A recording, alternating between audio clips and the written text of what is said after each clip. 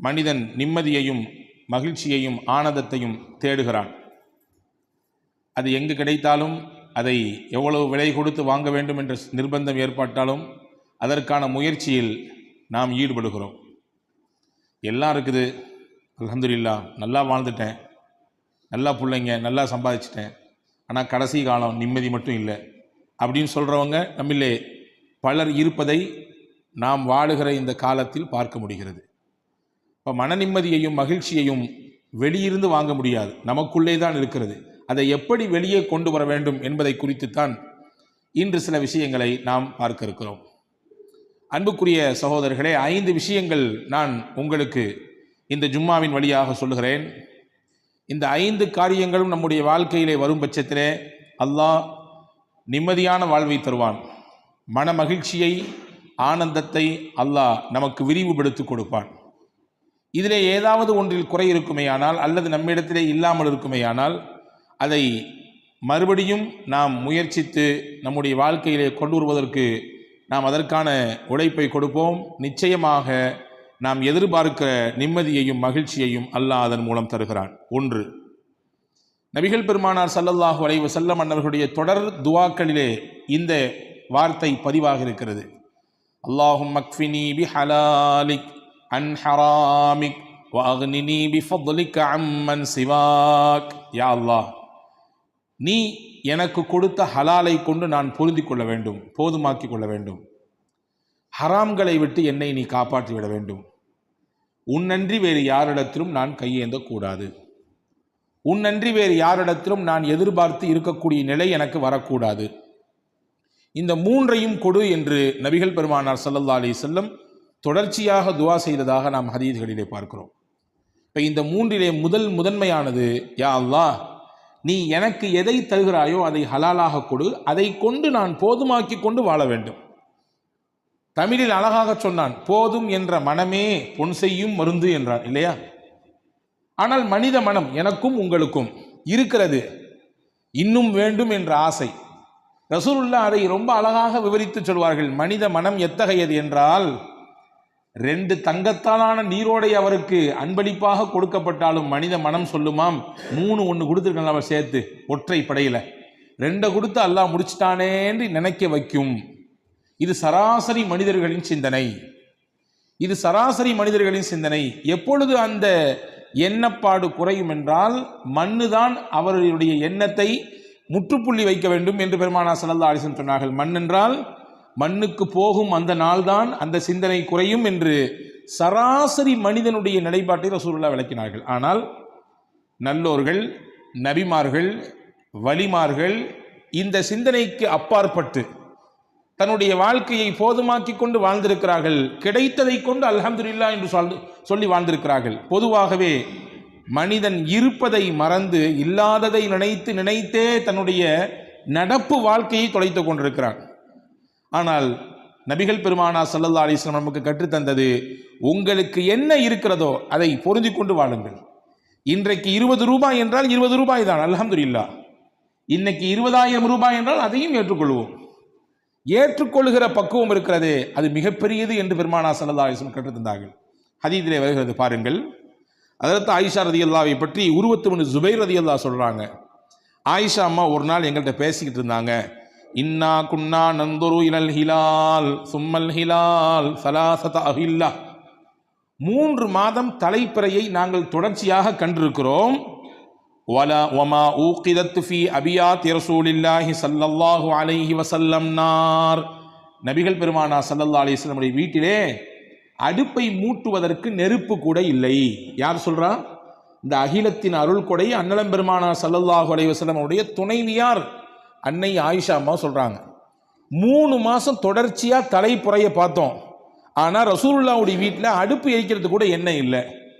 பக்கத்தில் இருந்த உருவத்து பின் ஜுபைர் ரலியல்லாஹு கேட்டாங்களா, யா ஹாலாமா தஆமுக்கும், அந்த காலகட்டத்தில் உங்களுக்கு எப்படி உணவு? வீட்டில் அடுப்பே இல்லைன்னா எங்கிட்டு உணவு இருக்கும்? நீங்கள் எதை சாப்பிட்டு நீங்கள் உங்களுடைய அந்த பசியை போக்கி கொண்டீர்கள் என்று கேட்ட பொழுது ஹஜ்ரத் அன்னை ஆயிஷா ரலியல்லாஹு தஆலா அன்ஹா திருப்தியோடு சொன்னாகலாம், அத்தமரு வல் மா, தாகம் எடுத்தால் தண்ணீர், பசி வந்தால் பேரிச்சம்பழம், அவ்வளவுதான். தாகம் எடுத்தால் தண்ணீர், பசி வந்தால் பேரிச்சம்பழம். இதுதான் இந்த காலகட்டத்திற்கான நமக்கான அல்லாஹ்வின் முடிவு என்பதை ஏற்றுக்கொண்டோம். இது கிடைத்ததே, பொருந்தி கொண்டோம். இதுவும் கிடைக்காமல் எத்தனை மக்கள் இருக்கிறார்கள், அதை நினைத்து கொடுத்த அல்லாஹ்விற்கு நன்றி செய்தோம் என்று அன்னை ஆயிஷா ரலியல்லாஹு தஆலா அன்ஹா அவர்கள் சொல்வார்கள் என்ற செய்தியை நாம் பார்க்கிறோம். இப்போ அன்பான சகோதரர்களே, போதும் என்கின்ற மனம் இருக்கிறது நிம்மதியை தரும். மனது அங்கும் இங்கும் அலைபாயாது. ஒரு விதமான பதட்டத்தோடே நாம் இருக்கக்கூடிய சூழல் ஏற்படாது. மன அமைதியை தருவதோடு மட்டுமல்ல, மகிழ்ச்சிக்கும் அது காரணமா. இன்னைக்கு இப்படிதாம்மா நம்ம குடும்பத்தினுடைய சூழல் இதுதான், இதை நீங்க புரிஞ்சுக்கணும். இப்படித்தான் அத்தாவுடைய வருமானம் இருக்கிறது, இப்படித்தான் அண்ணனுடைய வருமானம் இருக்கிறது, இதை கொண்டு தான் நாம் வாழ பழகி கொள்ள வேண்டும். இதை தாண்டிய ஒரு ஒரு பிரம்மாண்டமான விரிவாக்கம் நிறைந்த வாழ்க்கையை நம்ம எதிர்பார்க்க கூடாது. அல்லாஹ் கொடுத்தால் அதையும் ஏற்றுக்கொள்வோம், இப்படி கொடுத்தால் இதையும் ஏற்றுக்கொள்வோம் என்கின்ற பக்குவத்தை நபிகள் பெருமானார் ஸல்லல்லாஹு அலைஹி வஸல்லம் சமுதாயத்திற்கு சொல்லித் தருகிறார்கள். அது கிடைத்து விட்டால் மனதிற்கு நிம்மதி கிடைக்கும், அது கிடைத்து விட்டால் மனதிற்கு மகிழ்ச்சி கிடைக்கும் என்று பெருமானார் ஸல்லல்லாஹு அலைஹி வஸல்லம் அவர்கள் சொன்னார்கள். அன்பு சகோதரர்களே, உமர் ரலியல்லாஹுடைய ஆட்சி காலத்தில் உமர் ரலியல்லாஹு அன்ஹு தேர்ந்தெடுத்து ஆளுநர்களை பல பாகங்களுக்கு அனுப்பி அவங்களுக்கு பொறுப்பை கொடுத்தாங்க. உமர் ரலியல்லாஹுடைய பீரியட் இருக்க ரொம்ப அற்புதமான காலகட்டம் அது. இஸ்லாத்தினுடைய வளர்ச்சிக்கும் சரி, அது மாணிக்கங்களை புரக்கி அதாவது மாணிக்கங்களை புரக்கி ஒவ்வொரு பகுதிகளுக்கும் அவர்களை, அந்த பகுதி மக்களை ஆளுகிற, அவர்களை கண்காணிக்கிற ஒரு உயர்ந்த பொறுப்பை கொடுத்து அழகு பார்த்தாங்க. அப்படிதான் சிரியாவில் டமாஸ்கஸ் என்ற ஒரு பகுதிக்கு உமர் ரலியல்லாஹு அன்ஹு அவர்கள் ஒரு சஹாபியை தேர்வு செய்தார்கள். அந்த சஹாபிக்கு பெயர் சயீத் இப்னுல் ஆமிர் ரலியல்லாஹு அன்ஹு. சயீத் இப்னுல் ஆமிர் ரலியல்லாஹு அன்ஹு டமாஸ்கஸினுடைய ஆளுநர், பொறுப்பாளர். அவரை பற்றி அந்த ஊர் மக்கள் உமர் ரலியல்லாஹு வந்து ஒரு சில கம்ப்ளைண்ட் வச்சாங்க, சில குற்றச்சாட்டு வச்சாங்க. என்ன தெரியுங்களா, டெய்லி காலையில் கரெக்டாக வேலைக்கு வரமாட்டேங்கிறாரு, பொறுப்புக்கு வரமாட்டேங்கிறாரு, லேட்டாக வர்றாரு. எப்பொழுதுமே அவர் பணிக்கு வருவது நண்பகல் நேரத்தில் தான், சூரியன் உச்சி சாய்ந்ததற்கு பிறகுதான் வரவே செய்கிறார். ஒன்று. ராத்திரி நேரத்திலே மக்கள் பணியை ஆற்றக்கூடிய ஆளுநர், மக்களுடைய நிலை எப்படி இருக்குது, எந்த மாதிரியான நிலையில் மக்கள் வாழ்கிறாங்க, அவங்களுடைய உண்மைத்தன்மை என்ன அப்படிங்கிறதெல்லாம் பார்க்குறதுக்கு ரோந்து போகணும். அது அவர் வர்றதே கிடையாது. அதே மாதிரி பார்த்தீங்கன்னா மாதத்தில் ஒரு 2 நாள் லீவ் எடுத்துக்கிறார், மாதத்தில் 2 நாள் விடுமுறை எடுத்துக்கொள்கிறார். 4வதாக எங்களிடத்திலே பேசிக்கொண்டே இருப்பார், திடீர் என்று மயக்கமுற்று கீழே விழுந்து விடுவார். இந்த 4 விதமான குற்றச்சாட்டு எங்களுடைய ஆளுநர் சயீத் இப்னுல் ஆமிரின் மீது நாங்கள் வைக்கிறோம் என்று அந்த மக்கள் சொன்னாங்க. உமர் ரலியல்லாஹு அன்ஹு சயீத் இப்னுல் ஆமிர் ரலியல்லாஹு கூப்பிட்டு, என்னங்க உங்கள் ஊர் பகுதி மக்கள் உங்கள் மீது இந்த 4 குற்றச்சாட்டு வச்சுருக்காங்களே, சரிதானா, ஏன் என்னன்னு கேட்டாங்க. அதில் சயீத் ரலியல்லாஹு சொன்னாங்க, 4மே உண்மைதான், ஆனால் 4க்கு பின்னாடி 4 காரணங்கள் இருக்குது. அதை நான் சொல்லக்கூடாதுன்னு நினைக்கிறேன். ஆனால் எப்போ பொது வழிக்கு பேச்சு வந்துடுச்சோ, பேச்சு வராத வரைக்கும் அதை பற்றி பேச தேவையில்லை. எப்போ பொது வழிக்கு பேசுபொருளாக ஒரு செய்தி வந்து விட்டதோ அதை தெளிவுபடுத்த வேண்டிய பொறுப்பும் கடமையும் எனக்கு இருக்கிறது. இப்போ நான் சொல்கிறேன், நான் டெய்லி ஏன் நான் என்னுடைய பணிக்கு நான் தாமதமாக வருகிறேன், ஏன் நண்பகலில் வருகிறேன் என்றால், நான் இந்த மக்களை ஆளும் ஆளுநர் தான், எனக்கு அந்த போஸ்டிங் கொடுத்துருக்கீங்க. அதனால் இந்த போஸ்டிங்கை வச்சுக்கிட்டு நான் என்னுடைய சுயலாபத்திற்கு, என்னுடைய சுய வேலை வாய்ப்புக்காக வேண்டி யாரையும் நான் பயன்படுத்துவது கிடையாது. என் வீட்டில் சொல்ல போனால் பணியாட்களே கிடையாது, நான் தான், என் மனைவி தான், நாங்களே தான் எல்லா வேலையும் காலையிலிருந்து செய்ய வேண்டும். அதையெல்லாம் செய்து கொடுத்து விட்டு எல்லா பிள்ளைகளுக்கான தேவைகளை எல்லாம் முடிச்சு விட்டு எல்லாம் கிளம்பி நடையாக என்னுடைய பணி அமரத்துக்கு வருவதற்கு இவ்வளோ நேரம் ஆகுது, இதுதான் விஷயம் அப்படின்னாங்க. 2வது சொன்னாங்க, ராத்திரி நேரத்தில் ஏன் நீங்கள் ரோந்து போகிறதில்ல.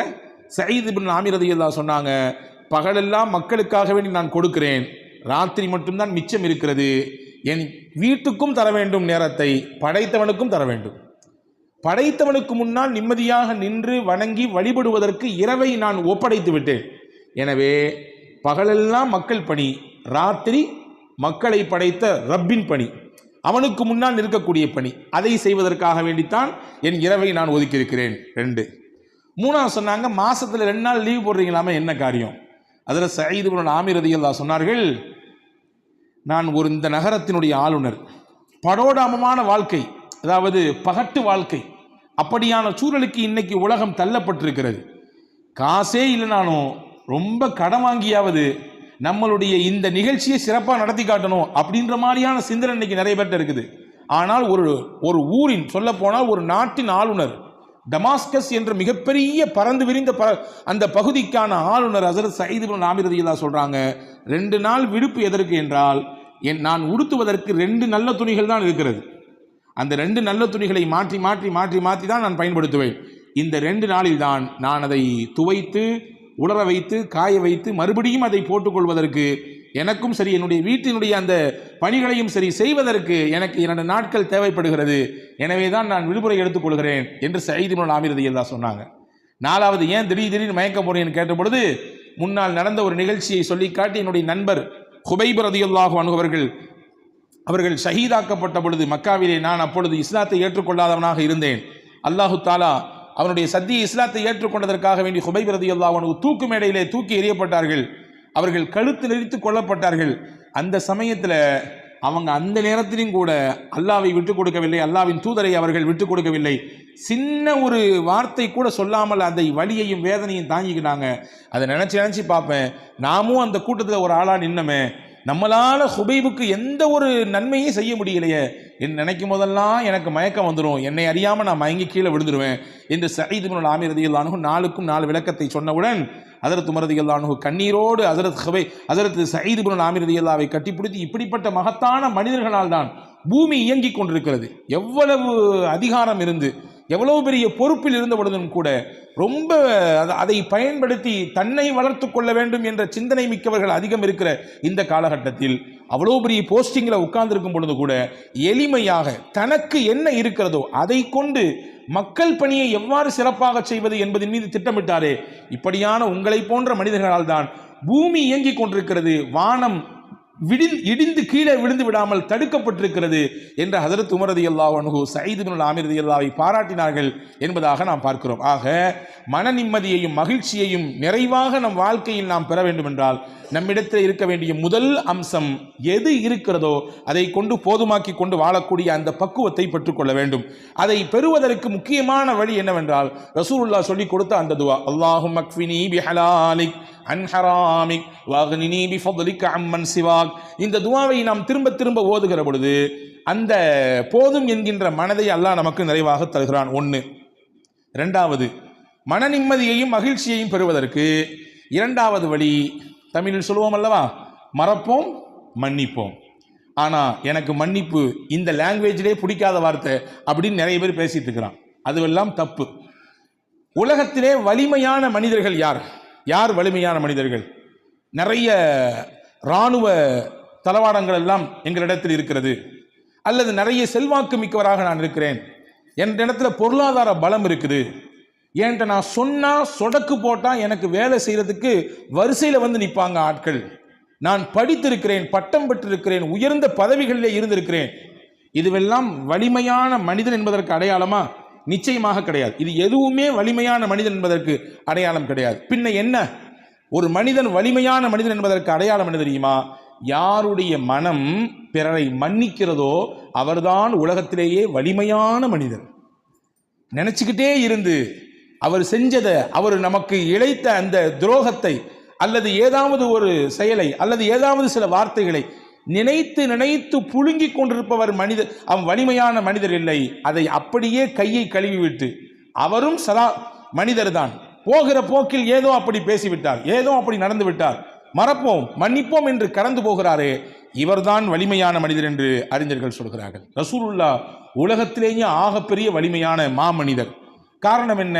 நபியினுடைய அதாவது ரசூலுல்லாஹ்வுடைய தகப்பனாரோடு பிறந்தவர் ஹம்சா ரலியல்லாஹு அன்ஹு. நமக்கு தெரியும், ஹம்சா ரலியல்லாஹு அன்ஹு ரசூலுல்லாஹ்வுக்கு அப்பா கூட பிறந்தவர். ஒரு சொந்தம். இன்னொரு சொந்தம் என்னன்னா, ரசூலுல்லாஹ்வும் ஹம்சா ரலியல்லாஹும் பால்குடி சகோதரர்கள், ஒரே பெண்ணிடத்தில் பால் குடிச்சிருக்காங்க. அப்போ பால்குடி சகோதரர் என்ற உறவு, தான் அத்தா கூட பிறந்தவங்க என்ற 2 உறவு. ரொம்ப போல்டான ஆளு ஹஸரத் ஹம்சா ரலியல்லாஹு. இந்த ஹம்சா ரலியல்லாஹு தான் பத்ரிலே முக்கியமாக எதிர்த்தரப்பிலே இருந்த பெரும் 2 எதிரிகளை வீழ்த்துவதற்கு காரணமாக இருந்தார். அந்த 2 எதிரி யாரு?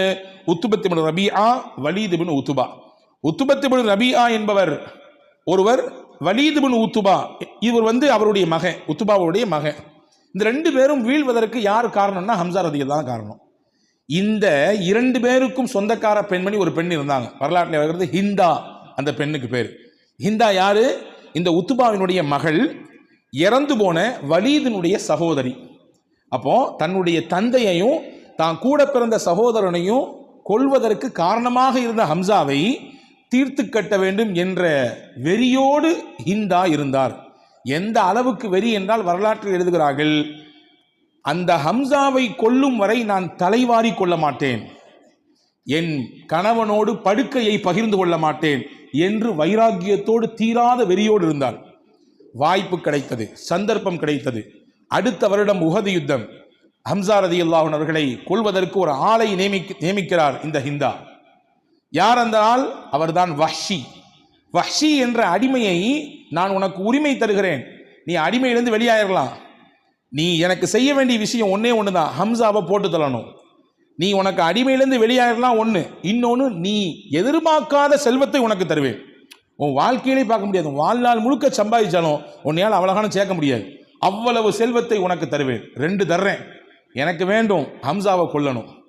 வஹ்ஷிக்கு காசு கிடைக்குதோ பொருள் கிடைக்குதோ அது பெருசாவே தெரியல அவருக்கு, அவர் அடிமை. அந்த அடிமை என்ற இடத்திலிருந்து வெளியாகி எல்லாரையும் மாதிரி சுதந்திரமா இருக்கணும் அப்படின்னு ஆசைப்பட்டார். இந்த வார்த்தை அவருக்கு பெரிய ஆறுதலாக இருந்துச்சு. கடைசியில் இந்த வஹ்ஷி தான் ஹம்சா ரலியல்லாஹு கொன்றார். நீங்கள் ஹம்சா ரலியல்லாஹு வரலாற்றை எல்லாம் வாசிக்க வேண்டும். அதாவது இஸ்லாமியர்களாகிய நாம் நமக்கு இருக்கக்கூடிய அந்த வீர வரலாறு, நமக்கு இருக்கக்கூடிய ஆறுதல் தரக்கூடிய வரலாறு எவ்வளவு நமக்கு புண்பட்ட இதயத்திற்கு மருந்து போடுகிறது தெரியுமா? உலகத்தில் முஸ்லிம்களுக்கு இருப்பதை போன்று உண்டான மகத்தான வரலாறு வேறு எந்த சமுதாயத்தும் கிடையாது. எல்லாத்துக்குமே நமக்கு ஒரு முன்மாதிரி இருக்குது. அதிலிருந்து எடுத்து நம்முடைய வாழ்க்கைக்கான பாடத்தை, நம்முடைய கஷ்டத்திற்கான தீர்வை அங்கிருந்தே பெற்றுக்கொள்ளலாம். ஹம்சா ரலியல்லாஹு கொல்லப்பட்டார்கள். எந்த அளவுக்கு என்றால் அவர்களுடைய வயிறு கிழிக்கப்பட்டது, அவருடைய ஈரக்குலைகள் எடுத்து கடித்து மென்று ஹிந்தா துப்பி எறிந்தாள். அந்த அளவுக்கு வெறி. தான் தகப்பனாரையும் சகோதரனையும் கொன்ன ஹம்சா ரலியல்லாஹு பழிதீர்த்து கொண்டாள் ஹிந்தா. இது முந்திய வரலாறு. அப்படி பேக்ல வாங்க, ஒரு 10 வருஷத்துக்கு பின்னாடி, 10 வருஷம் கூட கிடையாது, ஒரு 6 வருஷத்துக்கு பின்னாடி அந்த அம்மாவுக்கு மனமாற்றம் ஏற்படுது. ரசூலுல்லாவுக்கு பெரிய வழி. ஹம்சாவினுடைய அந்த இறப்பை பார்த்து, அவருடைய உடல் சிதைந்து கிடக்கக்கூடிய அந்த காட்சியை பார்த்து ரசூலுல்லாவை ஒரு கட்டம் ஆடி போய் விட்டார்கள், கண் கலங்கி விட்டார்கள். இப்படியான ஒரு வெறி செயல், என்ன ஒரு குரூர சிந்தனை, கொடூர சிந்தனை இது! இப்படி உடலை சிதைத்து சின்னாபின்னப்படுத்திருக்காங்களே சொல்லி ரசூலுல்லாவே அப்படியே கலங்கி போன தருணம் அது. 6 வருஷம் கழித்து ஹிந்தாவுக்கு மனமாற்றம் ஏற்பட்டது. ஏற்பட்டு தன்னுடைய கணவர் அபூ சுஃபியான் இஸ்லாத்தை ஏற்றுக்கிட்டாரு. நானும் இஸ்லாத்தை ஏற்றுக்கணும்னு ஆசைப்படுறேன், ஆனால் நீங்கள் என் கூட வாங்க, நீங்கள் தான் முஸ்லீம் ஆயிட்டீங்களா, இப்போ முகமது போய் சந்திப்போம், ரசூலுல்லாவை சந்திச்சு நானும் அவங்கள சந்திச்சு இஸ்லாத்தை ஏற்றுக்கணும் என்று சொன்ன பொழுது அபூ சுஃபியான் நான் வரமாட்டேன்ட்டார். நீ பண்ண செயல் அவ்வளவு கொடூரமானது, எனக்கே பொறுத்துக்கல. அவர் கூட இருந்த ஹம்சாவை இப்படி கொன்றாயே, அவருடைய மனம் எவ்வளவு நொந்திருக்கும் என்று அபூ சுஃபியான் சொன்னார். கடைசியில் ஹிந்தா அந்த பெண்மணிக்கு மனசே கேட்கல, உஸ்மான் ரலியல்லாஹு பிடித்தார். அதே போன்று தன்னுடைய சகோதரர் இன்னொருவர் இருந்தார், அபூ ஹுதைஃபத் இப்னு உத்பா, அவரையும் பிடிச்சார். நீங்கள் 2 பேர் தான் ரெக்கமெண்ட் பண்ணணும், கூட்டு போங்க, முகமது ஸல்லல்லாஹு அலைஹி வஸல்லம் கூட்டு போங்க. கூட்டு போனார்கள். முகம்மது நபி ஸல்லல்லாஹு அலைஹி வஸல்லம் கருணையே உருவான ஹாத்தமுன் நபி அவர்கள் அந்த பெண்மணியை ஏற்றுக்கொண்டார்கள், அவர்களிடத்திலே பையச் செய்தார்கள். அவர்கள் செய்த அந்த குற்றங்களை அல்லாஹ் மன்னித்து விடுவான், உங்களுக்காக வேண்டி வல்ல அல்லாஹ்விடத்திலே நான் பிழை பொறுக்க தேடுகிறேன் என்று சொன்னார்கள். இஸ்லாமிய வரலாற்றிலே அற்புதமான ஒரு நிகழ்ச்சி நடந்தது.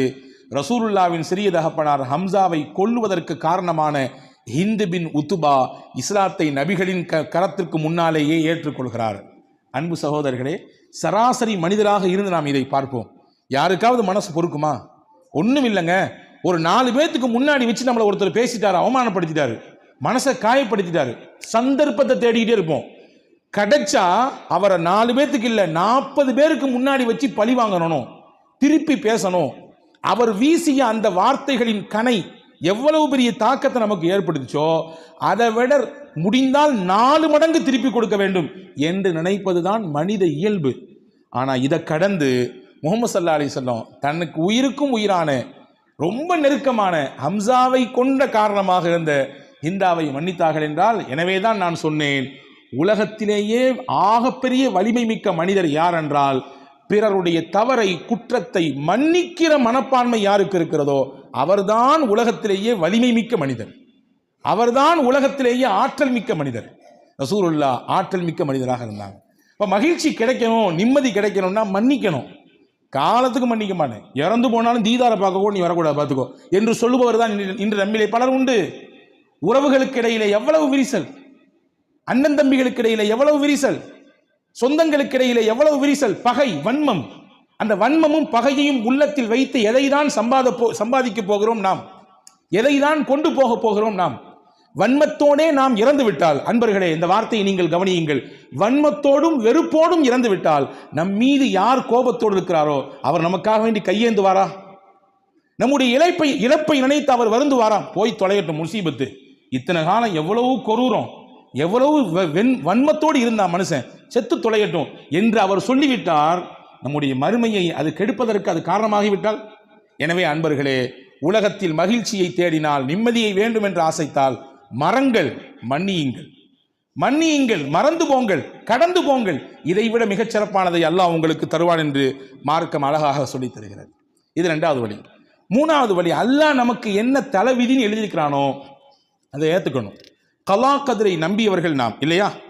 கலா கதிரை நம்பி இருக்கிறோம், அல்லாஹ்வின் மீது முழுமையாக சார்ந்து இருக்கிறோம். என்ன நடந்தாலும் உன்னை நான் விடமாட்டேன் என்று அல்லாஹ்வை இறுகமாக பற்றி பிடித்துக் கொள்ள வேண்டும். ரசூலுல்லாஹ் சொன்னார்கள், லவ் அன்னக்கும் தத்தவக்கலூன அலல்லாஹி ஹக்க தவக்குலிஹி லருஸிக்தும் கமா துர்ஸகுத் தைரு தகுது ஹிபாசன் வ தரூஹு பிதானா. நீங்கள் முழுமையாக அல்லாஹ்வை சார்ந்திருந்தால், அல்லாஹ்வை சார்ந்திருந்தால் என்றால் நம்ம தப்பா புரிஞ்சிடக்கூடாது.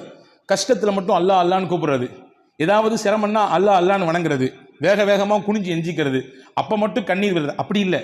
எல்லா காலகட்டத்திலும் கஷ்டம், நஷ்டம், சந்தோஷம், மகிழ்ச்சி, வாழ்க்கை ரொட்டீனா அப்படியே சுற்றிக்கிட்டே வரும். கஷ்டம் வரும், சந்தோஷம் வரும், மகிழ்ச்சி வரும், நெருக்கடி வரும், கவலை வரும், இழப்பு வரும், எல்லாம் சுற்றி சுற்றி வரும். எல்லா சுத்தின் சமயத்திலும் என்னை படைத்தவன் மீது நான் நம்பிக்கையோடு இருக்கிறேன், என்னை அவன் கைவிட மாட்டான் என்ற நம்பிக்கை. அந்த நம்பிக்கையில் நீங்கள் வாழ்ந்தீங்கன்னா எப்படி அல்லாஹு தாலா பறவைகளை பார்த்து கொள்கிறானோ அந்த மாதிரி உங்களையும் பார்த்துக்குவான். பறவைகளை எப்படி பார்க்கிறான்? அது விரும்பியா கூட்டை விட்டு வெளியே போகிறது. இங்கே போனால் நைட்டு சாப்பாடு கிடைக்கும், இங்கே போனால் மதியம் லஞ்ச் கிடைக்கும், இங்கே போனால் காலையில் சாப்பாடு கிடைக்கும், இல்லை, வெறும் வயிற்றோடு போகுது. படைச்சவனுக்கு தெரியும் தர்றதுக்கு, அப்படி போகுது. திரும்பி கூட்டுக்கு வரும்பொழுது வயிறார சாப்பிட்டுட்டு வயிறு நம்ப வருது. இந்த மாதிரி அல்லாஹ் உங்களை வைப்பான்னு நாங்கள் ஸல்லல்லாஹு அலைஹி வஸல்லம். அப்போ கதிரை நம்ப வேண்டும், நமக்கான தலைவிதி என்னவோ அதை நம்ப வேண்டும். ரசூலுல்லாஹ் அழகாக கற்றுக் கொடுத்த ஒரு துவா, அல்லாஹும்ம லா மானிஅ லிமா அதைத் வலா முஅத்திய லிமா மனஅத். எவ்வளவு அற்புதமான வார்த்தை தெரியுமா இது? ரசூலுல்லாஹ் ஓதுன துவா. இறைவா, நீ கொடுத்ததை யாராலும் தடுக்கவே முடியாது. நீ கொடுக்க வேண்டும் என்று நாடிவிட்டால் உலகமே சேர்ந்தாலும் அதை தடுக்கவே முடியாது. ஆனா நீ கொடுக்க கூடாதுன்னு நினைச்சிட்டா ஊர் இல்லை உலகமே சேர்ந்து தந்தாலும் தர முடியாது. எல்லாம் உன் கையில் இருக்கிறது. எனவே எங்களுக்கு நல்லதைத்தா என்று பெருமானார் ஸல்லல்லாஹு அலைஹி வஸல்லம் அழகாக கற்றுத் தந்தார்கள். கதிரை நம்ப வேண்டும், மனம் தளர்ந்து விடக்கூடாது. ஹதீஸிலே வருகிறது, ஒரு மனிதருக்கு அல்லாஹ் சொர்க்கத்திலே ஒரு பிரம்மாண்டமான மாளிகை கட்டும். நாம் என்ன வீடு கட்டுகிறோம், இதை விட 100 மடங்கு இல்ல, லட்சம் மடங்கு இல்ல, கோடி, அதை விட தாண்டி பிரம்மாண்டமான வீட்டை அல்லாஹ் கட்டி வைப்பான். அதனுடைய பேரழகை பார்த்து அங்கும் இங்கும் சொர்க்கவாதிகளே மதிமயங்கி போவார்கள். யாருக்குரிய வீடு இது, இவ்வளவு பிரம்மாண்டமா இருக்கிற, எவ்வளவு பேரழகு என்று சொர்க்கவாதிகளே மயங்கி போவார்கள். அந்த வீட்டுக்கு பேரு பைத்துல் ஹம்த், புகழுக்குரிய வீடு என்று அல்லாஹ் பேர் வைப்பான். யாருக்கு அந்த வீடு தெரியுமா? ரசூலுல்லாஹ் சொன்னாங்க, உலகத்திலே ஒரு மனிதருக்கு நாம் ஒரு பிள்ளையை கொடுத்தோம். அந்த பிள்ளையை நல்லா வளர்த்தாரு, ஆளாக்குனாரு. நல்ல முறையில் அந்த பிள்ளையை வளர்த்து கொண்டிருக்கும் போது திடீர்னு அந்த பிள்ளைக்கு ஏதோ தெரியல, உடம்பு சுகம் இல்லாமல் போய் அந்த குழந்தை வஃபாத் ஆயிடுச்சு. அந்த குழந்தையினுடைய இழப்பை தாங்கிக்க முடியல தான். அவருக்கு பிறந்த முதல் குழந்தை வச்சுக்கோங்க, அல்லது அவர் அன்பாக வளர்க்கக்கூடிய குழந்தை வச்சுக்கோங்க, இழப்பு தாங்க முடியலதான். இருந்தாலும் கொடுத்தவன் அல்லாஹ், அவனை எடுத்துக்கிட்டான். இன்னா லில்லாஹி வ இன்னா இலைஹி ராஜிஊன் என்று சொல்லி இதன் நன்மையின் மீது அவர் ஆதரவு வைத்தார். இந்த ரூஹை கைப்பற்றிட்டு போகக்கூடிய மலக்குகிட்ட அல்லாஹ் கேட்பானா, என்னுடைய அடியானுடைய ஈர கொலையை பறிச்சுட்டு வந்துட்டீங்களா? ஆமையா அல்லாஹ். என்னுடைய அடியானுடைய அன்புக்குரிய பிள்ளையை பறிச்சுட்டு வந்துட்டீங்களா? ஆமையா அல்லாஹ். என் அடியான் என்ன சொன்னான்? யா அல்லாஹ் இன்னா லில்லாஹி வ இன்னா இலைஹி ராஜிஊன். இறைவா, நாங்கள் எல்லோரும் அல்லாஹ்விற்குரியவர்கள், உன் பக்கம்தான் மீண்டு வரக்கூடியவர்கள். நீ என்ன நினைத்தாலும் எங்களை நீ பயன்படுத்திக் கொள்ளலாம், எப்படியும் பயன்படுத்தலாம். இப்படி சொன்னா அல்லாஹ். அப்படியா சொன்னா? அவ்வளவு சோகத்திலையும் அவ்வளவு இழப்புலையும் அவ்வளவு வழியிலையும் என்னை புகழ்ந்தானா? கட்டுங்க அவனுக்காண்டி ஒரு வீட்டை, பிரம்மாண்டமா கட்டுங்க. அந்த வீட்டுக்கு பேர் வைங்க பைத்துல் ஹம்த், புகழுக்குரிய வீடு. அந்த சோதனையில என்னை புகழ்ந்தானல்ல, என்னை மறக்கலல்ல. அவ்வளவு நெருக்கடியில் என்னை புகழ்ந்தானல்ல, அதற்காக வேண்டி அவனுக்கு புகழுக்குரிய வீட்டை கட்டுங்கள் என்று நபிகள் நாயகம் ரசூலுல்லாஹி ஸல்லல்லாஹு அலைஹி வஸல்லம் அல்லாஹ் சொல்வதாக சொன்னார்கள். கதிரை நம்ப வேண்டும். நம்பினால் அல்லாஹ் மகிழ்ச்சியை தருவான். நமக்கான தலைவீதி தான் என்பதை ஏற்றுக்கொள்வோமையானால் அல்லாஹ் மகிழ்ச்சியை மட்டுமல்ல நிம்மதியையும் கொண்டு வந்து சேர்ப்பான். அதே போன்ற 4வது வழி, உலகத்திலே எந்த நிகழ்ச்சி நடந்தாலும், நம் வாழ்க்கையில் எப்படிப்பட்ட நிகழ்வுகள் ஏற்பட்டாலும் நேர்மறையாக பார்ப்பதற்கு கற்றுக்கொள்ள வேண்டும். எதிர்மறையாக எதையும் பார்க்கக்கூடாது. நேர்மறை சிந்தனை, பாசிட்டிவ் திங்ஸ் சொல்றாங்கல்ல, நெகட்டிவ் திங்ஸ், இதுல எது வேண்டும்? மனித மகிழ்ச்சிக்கு பாசிட்டிவாக எதையும் பார்க்க வேண்டும், நேர்மறையாக பார்க்க வேண்டும். ரசூலுல்லாஹி ஸல்லல்லாஹு அலைஹி வஸல்லம் கடுமையான வலியோடும் வேதனையோடும் பதட்டத்தோடும் ஹிரா குகையிலேருந்து ஓடி வந்தாங்க. என்னைய போத்துங்க, நான் எனக்கு ரொம்ப பதட்டமா இருக்கு அப்படின்னு சொல்லி. அதில் அன்னைய ஹதீஜா அம்மா என்ன சொன்னாங்க? வரலாறு சொல்லுகிறது, உங்களை யார் அங்கே போக சொன்னா ராத்திரியில் தன்னந்தனியா, அதுவும் அவ்வளவு தூரத்தில் பெரிய மலை உச்சியில் தனியாக போய் அவங்க இதெல்லாம் பேசவே இல்லை. ஹதீஜா அம்மா என்ன சொன்னாங்க? அவங்களுடைய பார்வையை பாருங்க, அவங்களுடைய தாட் எப்படி இருந்துச்சு. கல்லாலா யுஹ்ஸீகல்லாஹு அபதா, நபியே நாயகமே நீங்க பயப்படாதீங்க, கவலைப்படாதீங்க, கலங்காதீங்க, பதற்றப்படாதீங்க, அல்லாஹ் உங்களை ஒரு காலமும் கைவிடவே மாட்டான். நீங்க எப்படிப்பட்ட ஆள் தெரியுமா? உங்களுடைய எவ்வளவு நல்ல பழக்கம் இருக்கு தெரியுமா? இன்னக லதஸிலுர் ரஹிம, சொந்தத்தை நீங்கள் அரவணைக்கிறீர்கள், விருந்தினர்களுக்கு உபசாரம் செய்கிறீர்கள், இல்லாதவர்களுக்கு கொடுக்கிறீர்கள், கஷ்டப்படுறவங்களுக்கு அந்த கஷ்டத்தை நீங்க உங்க தோல்ல வாங்கி போட்டு சுமக்கிறீங்க. இவ்வளவு நல்ல பண்பு உங்கள்கிட்ட இருக்கும் பொழுது அல்லாஹ் உங்களை கைவிடுவானா? ஏன் நீங்க பதட்டப்படுறீங்க? ஏன் நீங்க இப்படி குளிர்ந்து ஜுரம் இருக்குன்னு நடுங்குறீங்க? அல்லாஹ் உங்களை ஒரு பொழுதும் கைவிட மாட்டான், கவலைப்படாதீங்க என்று பாசிட்டிவாக பேசி அவர்களுக்கு ஆதரவை கொடுத்து அதற்கடுத்து கூட்டிக் கொண்டு போனார்கள் வரக்கத்து இப்னு நௌஃபல் என்று சொல்லக்கூடிய வேத அறிஞரிடத்தில். இங்கே செய்தி நமக்கு என்னன்னா, பாசிட்டிவ் திங்கிங், எதையுமே நேர்மறையாக பார்க்கக்கூடிய பழக்கம் இருக்கிறதே நிம்மதியை தரும். இது நடந்தா இப்படி நடந்திருக்குமோ, அது ஆனதுனால தான் அப்படி நடந்திருக்குமோ. ஹஜ்ரத் ரசூலுல்லாஹ் சொல்றாங்க, ஒரு ஹதீஸ் வந்திருக்கிறது, உங்களுக்கு என்ன விரும்புகிறதோ அதை நீங்கள் செய்யுங்கள், செய்யும் பொழுது அல்லாஹ்விடத்திலே உதவி தேடுங்கள்.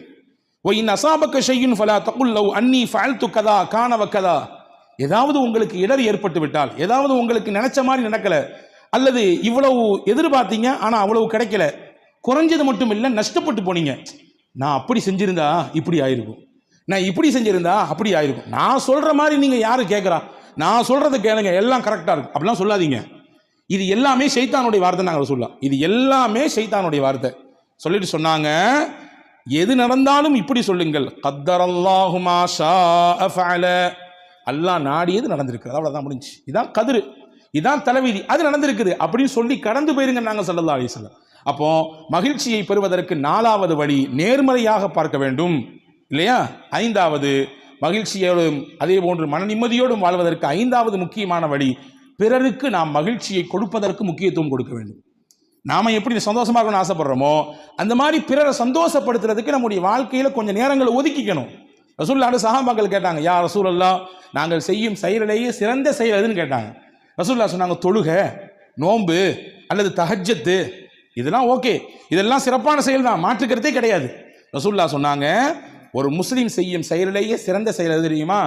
ஒரு மனிதனுடைய உள்ளத்திலே மகிழ்ச்சி ஏற்படுத்துறது காரணமா இருக்குது.